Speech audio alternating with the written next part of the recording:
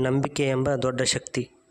ವೀರಗಾನಹಳ್ಳಿ ಎಂಬ ಊರೊಂದರಲ್ಲಿ ವೀರಣ್ಣನೆಂಬ ಸಾಧುವೊಬ್ಬರು ಮಠವನ್ನು ಕಟ್ಟಿ ಬೆಳೆಸುತ್ತಿದ್ದರು. ದಿನವೂ ಅಕ್ಕಪಕ್ಕದ ಗ್ರಾಮಗಳಿಗೆ ತೆರಳಿ ಭಿಕ್ಷಾಟನೆ ಮಾಡಿ ಬಂದ ದವಸ ಧಾನ್ಯಗಳಿಂದ ಆಹಾರವನ್ನು ಬೇಯಿಸಿ ಮಠಕ್ಕೆ ಬಂದವರಿಗೆ ಅನ್ನದಾಸೋಹ ನಡೆಸುತ್ತಿದ್ದರು. ದಿನ ಕಳೆದಂತೆ ಕೆಲವು ಯುವಕರು ಸಾಧುವಿನ ಜೊತೆ ಸೇರಿಕೊಂಡು ಅನ್ನದಾಸೋಹವನ್ನು ಸೇವಿಸುತ್ತಾ ಮೈಗಳ್ಳತನದಲ್ಲಿ ಬದುಕುವುದನ್ನು ರೂಢಿಸಿಕೊಂಡರು. ಸಾಧುಗಳ ಶಿಷ್ಯರೆಂದು ಎಲ್ಲರಲ್ಲಿಯೂ ಹೇಳಿಕೊಳ್ಳುತ್ತಿದ್ದ ಅಂಥವರ ಸಂಖ್ಯೆ ದಿನೇ ದಿನೇ ಹೆಚ್ಚಿತು.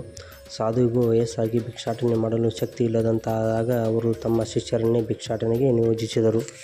ತಾವು ಕೊಡುವ ಭಿಕ್ಷೆಯು ಸತ್ಕಾರ್ಯಕ್ಕೆ ಬಳಕೆಯಾಗುವುದರಿಂದ ಜನರು ಹಿಂದು ಮುಂದೆ ನೋಡದೆ ತಾವು ಬೆಳೆದುದರಲ್ಲಿ ಒಂದಿಷ್ಟನ್ನು ದಾನ ನೀಡಲಾರಂಭಿಸಿದರು. ವಯೋಸಹಜ ಎಂಬಂತೆ ಸಾಧುವಿಗೆ ತನ್ನ ನಂತರ ಮಠದ ಉತ್ತರಾಧಿಕಾರಿಯನ್ನು ಆಯ್ಕೆ ಮಾಡಬೇಕೆನಿಸಿ ತನ್ನ ಶಿಷ್ಯರನ್ನೆಲ್ಲ ಒಂದೆಡೆ ಸೇರಿಸಿ ವಿಚಾರಿಸಿದಾಗ ಶಿಷ್ಯರೆಲ್ಲರೂ ನಾ ಮುಂದು ತಾ ಮುಂದು ಎಂದು ಕೂಗಲಾರಂಭಿಸಿದರು. ಇವರಲ್ಲಿ ಸೂಕ್ತರಾದವರನ್ನು ಆಯ್ಕೆ ಮಾಡಬೇಕೆಂದುಕೊಂಡ ಸಾಧುಗಳು ಒಂದೆರಡು ದಿನ ಆಲೋಚಿಸಿ ಉಪಾಯವೊಂದನ್ನು ಮಾಡಿ ಉತ್ತಮ ಶಿಷ್ಯನೊಬ್ಬನನ್ನು ಪತ್ತೆ ಹಚ್ಚಿ ಅವನಿಗೆ ಪಟ್ಟ ಕಟ್ಟಬೇಕೆಂದು ನಿರ್ಧರಿಸಿದರು. ಮರುದಿನವೇ ಎಲ್ಲ ಶಿಷ್ಯರನ್ನು ತಮ್ಮೊಡನೆ ಗ್ರಾಮದಲ್ಲಿದ್ದ ಕಮ್ಮಾರನ ಕುಲುಮೆಯ ಬಳಿಗೆ ಕೊಂಡೊಯ್ದು ಇಲ್ಲಿ ಕಾದ ಕಬ್ಬಿಣದ ಸರಳುಗಳನ್ನು ಕೈಯಲ್ಲಿಡಿದು ವಿಚಲಿತರಾಗದೆ ಯಾರು ಸಹಿಸಿಕೊಳ್ಳುತ್ತಾರೋ ಅವರನ್ನೇ ಮಠದ ಉತ್ತರಾಧಿಕಾರಿಯನ್ನಾಗಿ ಮಾಡುತ್ತೇನೆಂದರು.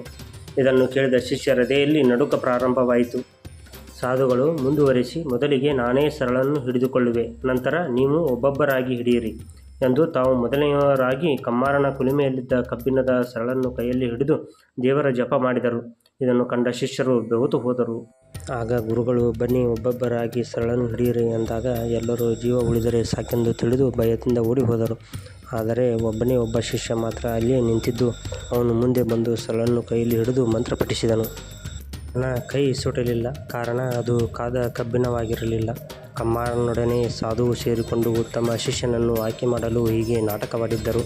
ಗುರುಗಳು ಆ ಯುವ ಶಿಷ್ಯನನ್ನು ಕುರಿತು ಎಲ್ಲರೂ ಓಡಿ ಹೋದರೆ ನೀನೇಕೆ ಹೆದರಲಿಲ್ಲ ಎಂದು ಕೇಳಿದಾಗ ಆ ಯುವಕನು, ಗುರುಗಳಾದ ನೀವು ಕಾದ ಸರಳನ್ನು ಹಿಡಿಯಲು ಸಾಧ್ಯವಾಗುವುದಾದರೆ ನಿಮ್ಮ ಶಿಷ್ಯನಾದ ನನ್ನಿಂದ ಏಕೆ ಅದು ಸಾಧ್ಯವಿಲ್ಲವೆನಿಸಿ ಭಗವಂತನಲ್ಲಿ ನಂಬಿಕೆ ಇಟ್ಟು ಹಿಡಿದೆ ಎಂದಾಗ ಸಾಧುಗಳ ಮುಖದಲ್ಲಿ ಮಠಕ್ಕೆ ಸೂಕ್ತ ಉತ್ತರಾಧಿಕಾರಿ ದೊರೆತ ಆನಂದ ಎದ್ದು ಕಾಣುತ್ತಿತ್ತು.